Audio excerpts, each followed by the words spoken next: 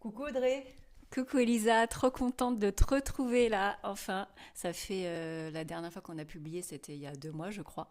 Ah oui, au moins. Et donc cet été, il s'est passé plein de choses pour toutes les deux. Et du coup, on pensait qu'on n'allait pas se revoir physiquement pour enregistrer un nouveau podcast. Et finalement, si. Normalement, ça devait se faire à distance. Et puis finalement, on se retrouve toutes les deux à Tours. Donc c'est super. Et je suis trop contente de refaire à nouveau ces podcasts. Ah bah moi aussi, et vraiment la vie, elle est complètement incroyable parfois. Et effectivement, j'étais censée quitter la région Tourangelle pour retourner sur la région parisienne. Et puis il y a eu des événements, des imprévus qui ont fait que ça ne s'est pas passé comme ça. Et j'ai déménagé d'un endroit à un autre, mais à Tours. Et je suis trop contente aussi de pouvoir te retrouver en présentiel et qu'on continue notre belle aventure, mais en face à face. Yes, mais grave. Mais bon, comme certaines l'ont dit, enfin surtout une, on savait que tu reviendrais en septembre. À qui on fait un gros clin d'œil. Non, mais de toute façon, tu pars pas. Donc c'est trop cool. Et bah du coup justement, j'aimerais bien que pour ce quatrième épisode, pour le coup, on revienne un petit peu sur tout ce qui s'est passé pour nous cet été, nos prises de conscience peut-être que tu as eues, etc. Et puis voilà, si tu veux qu'on partage un peu ça, ça serait pas mal déjà pour reprendre tout ça. Avec grand plaisir. Et je vais commencer par te poser la question à toi. Qu'est-ce que tu as fait cet été? Et je crois que ce fut riche en expériences de ton côté. Bah écoute, moi, oui, j'ai passé un super été et je suis partie du coup quoi, un petit peu plus de 2 semaines à Bali pour la première fois. Un voyage que j'avais vraiment envie de faire depuis de longues années, que je rêvais un petit peu via les réseaux sociaux et que j'imaginais, je sais pas comment je pourrais dire que j'imaginais ça, mais en tout cas, voilà, j'avais une attente peut-être un peu particulière. Et en fait, il y a deux choses. Il y a une chose, je dirais que mon avis il est un peu mitigé par rapport à ce voyage. Déjà par rapport à... Je ne m'attendais pas à ce qu'il y ait autant de pollution et contrairement à ce qu'on peut penser, c'est pas forcément de la pollution touristique.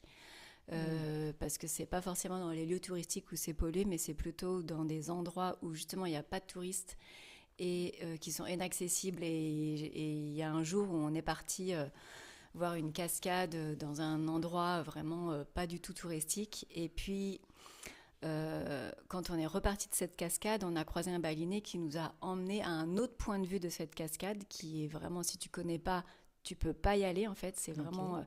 on est passé, alors, je sais pas si on dit la jungle, mais en tout cas vraiment dans des espèces de chemins boueux pour descendre et arriver tout en bas. Mais mon Dieu, une rivière de plastique, Mm. de déchets, mais hallucinant. Et j'étais choquée. Et lui, vas-y, il me dit non, mais il faut aller un peu plus loin par là. Tu vas voir. Donc, il fallait passer dans une espèce de rocher et pour aller voir une belle cascade. Mais pour y aller, bah, on marchait dans les déchets, tout ça. Lui, ça ne posait aucun problème. Ça lui posait pas de Ça, problème. C'était normal, quoi. Et moi, j'étais waouh, j'étais triste en fait. Et je pensais vraiment que du coup, donc je sais que dans ces pays-là, il y a plein de... En Indonésie, en Thaïlande, en Inde, etc. Voilà, il y a la pauvreté, les déchets, etc. Et qu'ils n'ont pas cette culture de tri des déchets. Mm. Mais je ne sais pas pourquoi, Bali, je mettais ça à part. Ouais. Bah, peut-être parce que ça a une réputation d'être un lieu spirituel. Est-ce que Voilà. c'est ça qui... Ah, oui, exactement. C'est parce que pour moi, il y avait ce côté spirituel. Et pourtant, tu vas me dire, en Inde aussi, il y a un côté quand même spirituel. Donc, bon, je sais pas. Mais en tout cas, Bali, je mettais ça un peu à part. Et du coup, pour moi, le côté spirituel, il y a aussi cette connexion à la nature, au respect de la nature, etc. Et là, je me suis dit, en fait, elle est où la spiritualité, quoi?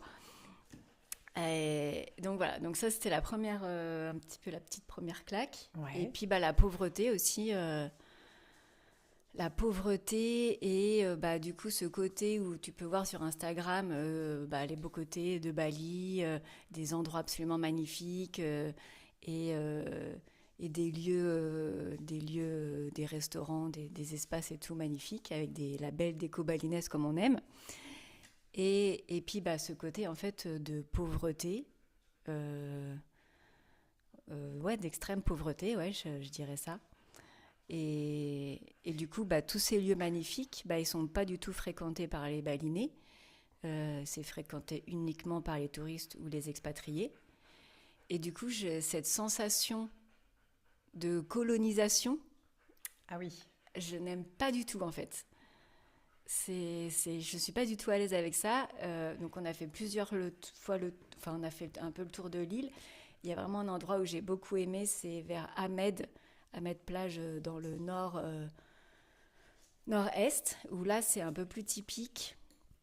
Et le soir sur la plage, tu as les balinés qui viennent se baigner, tu as les enfants balinés qui viennent et tout. Et ma fille, elle voulait même aller discuter avec eux, se faire des amis, tout ça. Et c'était vraiment sympa du coup de partager pour le coup vraiment la vie balinaise avec les balinés. Pas d'être à Bali avec des touristes ou des expatriés. Et Cantonné dans des espaces sublimes, mais séparés en fait. Exactement. Ouais. Bon, c'est vraiment ce côté-là. Et après, évidemment, Bali, c'est magnifique. Les balinés sont vraiment très gentils. C'est vraiment, tu te sens vraiment hyper bien. Il y a une circulation de fou quand tu es à Ubud ou quand tu es à Canggu, là. Mais on a loué un scooter et malgré ça, même malgré cette circulation de dingue, je ne sais pas s'il y a un code de la route d'ailleurs. Il doit être différent d'une autre. Je ne sais pas, c'est hyper zen. Ah oui. C'est hyper zen. Je ne sais pas, il n'y a pas de priorité à droite, mais tout le monde force un peu le passage, mais sans se crier dessus comme ça pourrait l'être ici. Tu te sens pas stressé du tout d'être en train de conduire et tu n'es pas énervé une fois que tu te gares, quoi, tu vois. C'est hyper zen, donc c'était aussi très agréable. Donc voilà, donc c'est un avis un peu mitigé. J'en garde vraiment des bons souvenirs. Et puis en même temps, peut-être que du coup, j'avais une attente tellement forte d'autre chose que c'est pour ça que je suis un peu mitigée sur ça. Ouais, mais ça pose, pardon, je t'interromps, ça pose vraiment cette question sur l'idée qu'on se fait en tout cas d'un environnement spirituel. Et c'est vrai que ça remet plein de choses en question en fait, parce qu'il y a des gens sur la Terre qui vivent leur spiritualité au milieu des déchets et pourtant ils sont bien plus élevés que nous dans un environnement hyper zen où il n'y a pas un objet qui dépasse. Exactement. Et du coup, c'est ça j'ai pris conscience de ça. Juste une petite parenthèse, ouais. Les allaitements, ce sont nos chiens derrière nous. Ah, ouais, je sais pas si on dans la moitié de la pièce, si jamais voilà, on se demande, c'est pas moi qui. En fait, ouais, ça m'a fait prendre conscience que souvent, on va chercher un peu une spiritualité à l'étranger, justement à Bali, en Inde. Je sais pas, au Népal, enfin voilà, dans tous ces pays qui ont des histoires spirituelles assez anciennes et ancrées. Mm-hmm. Et finalement, quand tu vas dans ces pays, quand tu vois les gens comment ils vivent, etc., eux, ils voyagent pas. Voilà, ils voyagent pas, ils vont pas chercher ailleurs une spiritualité qu'ils ont déjà là, en fait. Et oui. Ils la cultivent ici. Ouais.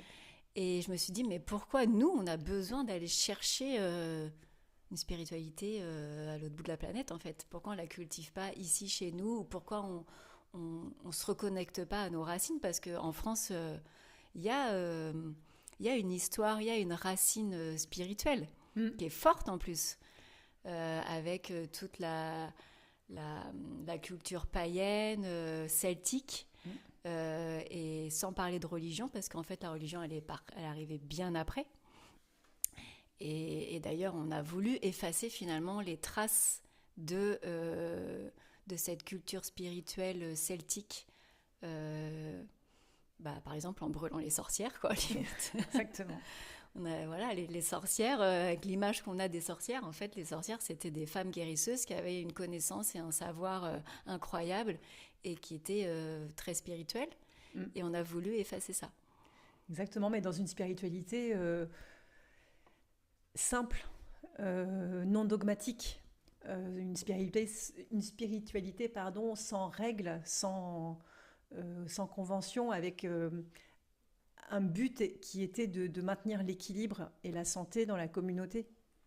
Et c'est vrai que j'en parlais avec ma fille qui étudie l'archéologie, et c'est hyper passionnant parce elle s'intéresse beaucoup aux religions, et elle me rappelait à quel point le christianisme, auquel notre culture s'est complètement identifiée, est récent en fait, à l'échelle de l'histoire du territoire.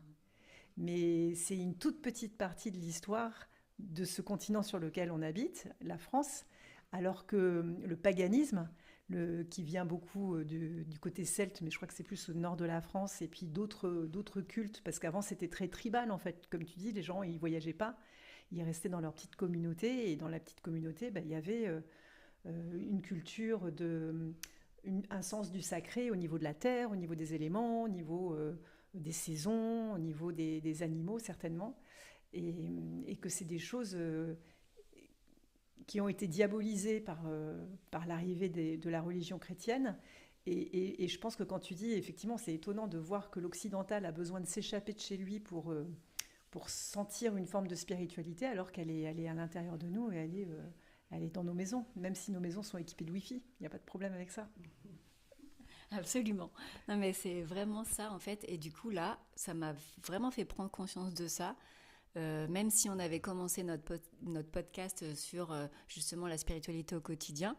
Et en fait, ça c'est venu vraiment nourrir ce qui était déjà présent dans ce qu'on veut partager ici. Et ouvrir, je sais pas, encore plus mettre de lumière sur tout ce qu'on a envie de partager.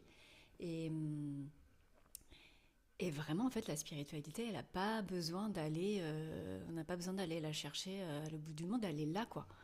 Elle est là.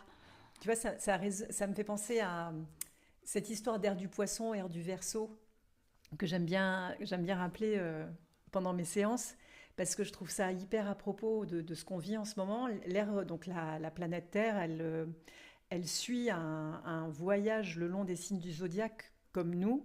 Sauf que nous, on change de signe tous les mois. Là, en ce moment, on est dans le Lion et puis on va passer à la Vierge, etc.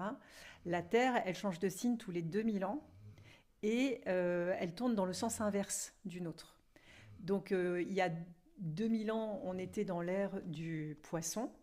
Et depuis 2012, cette fameuse année 2012 que beaucoup ont interprétée comme la fin du monde, parce que c'était marqué sur les calendriers mayas que c'était la fin d'un monde, en fait, ça marque le passage de la Terre, du signe du Poisson au signe du Verseau. Et en gros, le message qui se cache derrière ça, c'est que pendant le signe du Poisson, l'être humain, il avait besoin d'un berger ou d'un temple à l'extérieur de lui qui lui dise fais ceci, fais cela, ça c'est le bien, ça c'est le mal. L'ère du Verseau, ça se renverse complètement, et il nous est demandé de redécouvrir le temple qui est à l'intérieur de nous, de ne plus recevoir d'injonctions extérieures, de ne plus attendre de protocoles extérieurs, de modes d'emploi, que c'est complètement obsolète, que maintenant c'est à chacun, à chacune d'aller chercher à l'intérieur de soi sa justesse et ce qu'il est venu exprimer en fait. Exactement, d'aller chercher à l'extérieur des solutions.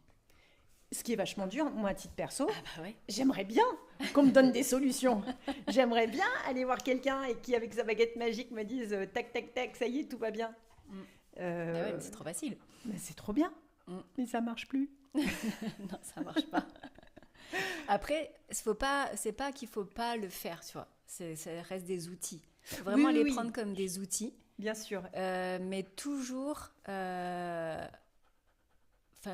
Voilà, faut pas... quand on va voir... Bon, là, on parlait de voyage à l'autre bout de la Terre, mais quand on va voir des thérapeutes ou des énergéticiens comme toi, ou voilà, c'est OK, c'est des outils et ça permet vraiment d'avancer. Mais ces personnes-là, elles feront jamais le travail à notre place. Jamais. Et d'ailleurs, attention, ça c'est une invitation que je donne. Attention, si certaines personnes vous font croire qu'ils font faire le travail à votre place, moi je dis méfiance. Bah oui. Parce que personne ne peut faire le travail à la place de qui que ce soit. Le travail à sa place. Et il y a une temporalité. C'est-à-dire qu'il y a un moment pour chacun, pour chacune, où tu es prêt à faire ce travail, où tu es prêt à lâcher ce vieux schéma ou cette vieille douleur ou ce truc. Et tant que ton âme, elle n'est pas prête, tu peux aller voir la terre entière, dépenser tout ton argent, il ne se passera rien. Et ça, c'est vraiment quelque chose qu'il faut respecter aussi, c'est la temporalité de l'être. Ben, c'est ce qu'on disait hier, c'est en fait, on a le temps. Et on a le temps. On a le temps, on a tout le temps qu'il faut parce qu'on est toujours en train de courir après une perfection, après, je sais pas après quoi on court en fait. Après je ne sais pas quoi en fait, exactement. Mais en fait, on a le temps. Mais vraiment quoi. Si c'est pas là, ça sera plus tard. Et si c'est pas plus tard, bah ça sera dans une autre vie. Et carrément, je ne sais pas, mais on a le temps. Et c'est tellement important de se le rappeler. Et ça me fait penser à cet échange avec les Indiens Kogi, dont je t'ai parlé dans la lecture d'un bouquin qui raconte une expérience qui a été mise en place par un monsieur qui est géographe, qui a rencontré les Indiens Kogi dans sa jeunesse, qui ont bouleversé sa vie. Et en tant que scientifique, il a monté une association magnifique et il a mis en relation des scientifiques de plein de domaines différents avec des Indiens Kogi, qui sont les gardiens de la Terre et qui ont reçu un enseignement depuis leur toute petite enfance pour comprendre les déséquilibres de la Terre et les remettre en harmonie. Et pendant cette expérience, donc dans le bouquin, dont je vous mettrai la référence dans les détails du podcast, il raconte qu'à un moment donné, ils sont en train de se déplacer en voiture avec 2 scientifiques et 2 Kogi, et qui sont dans la région de Chambéry, donc ils doivent passer des tunnels. Il y a pas mal de tunnels comme ça. Et les Kogi, ils voient les tunnels, ils regardent le conducteur et il dit « Mais c'est quoi ça ?» Alors, le conducteur, il ne comprend même pas de quoi il parle. Il dit « Bah quoi ?» Il dit « Mais c'est quoi ce trou dans la montagne ?»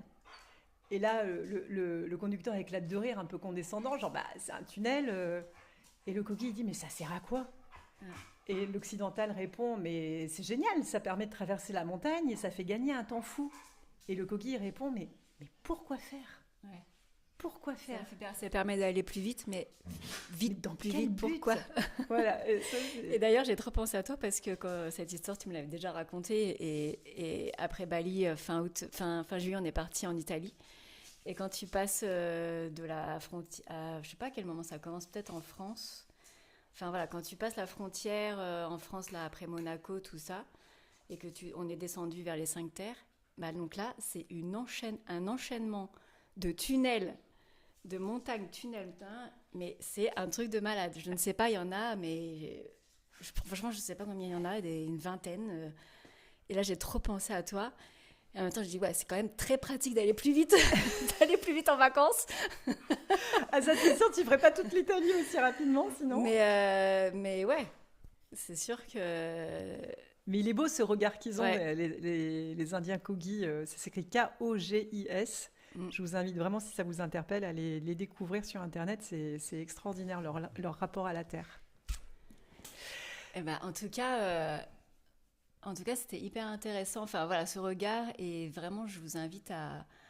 D'ailleurs, c'est ce que je partage de plus en plus sur Instagram avec un ton un petit peu piquant depuis quelques semaines pour un peu éveiller et puis se poser des questions et puis vraiment se revenir à soi.